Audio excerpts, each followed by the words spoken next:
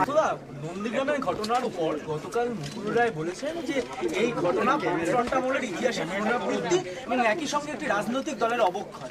আপনি কি বলবেন? তো বিরোধীরা যা বলে অন্যরাও তাই বলছে, আর কে বলার কি আছে?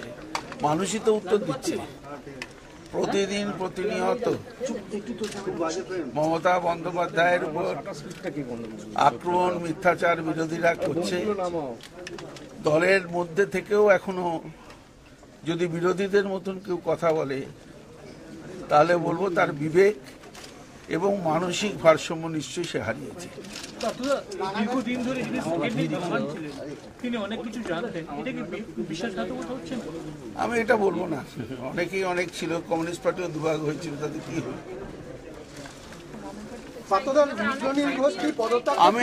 আমি এখনো মনে করি সে তো এখনো বলেনি যে দল থেকে বেরিয়ে গেছে, দলের মধ্যে আছে। দলের মধ্যে যে থাকতে গেলে যে অনুশাসন, সে অনুশাসন সকলের ক্ষেত্রেই প্রযোজ্য, তার ক্ষেত্রেও প্রযোজ্য। আমাদের এখন অনেক কাজ আছে, বাংলাকে উন্নয়নের পথে নিয়ে যাওয়ার কাজ আছে। শুধুমাত্র একটা ব্যক্তি, একজন সৈনিক নিয়ে আলোচনা করে যুদ্ধ, যাদের বিরুদ্ধে আমাদের যুদ্ধ, যাদের বিরুদ্ধে আমাদের বাংলাকে এগিয়ে নিয়ে যেতে হবে, আগিয়ে নিয়ে যেতে হবে, সময় নষ্ট করে লাভ নেই।